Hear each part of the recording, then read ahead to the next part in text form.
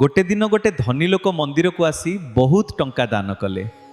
से गर्वरे भाविले मु सबुठु बड़ भक्त।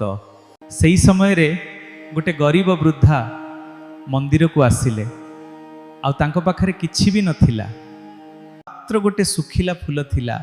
से भगवान आगरे हृदय प्रार्थना करी सेई फूलटी देईदेले।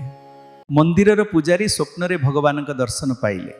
भगवान कहिले सेई वृद्धांकर फूलटी मो पई सबुठु मूल्यवान। पुजारी आश्चर्य होई कहिले, प्रभु सीए तो केवल गोटे फूल देइथिले। भगवान कहिले धनी लोक तांको धनर अल्प अंश देले, किंतु वृद्धा तांको समस्त भक्ति और भल पाइबा देले। मने रखंतु, भगवान पाखरे मूल्य नुहे, भक्ति और भल पाइबार मूल्य अछि। भिडियोटी भल लगिथिले लाइक शेयर सब्सक्राइब निश्चय करिवे।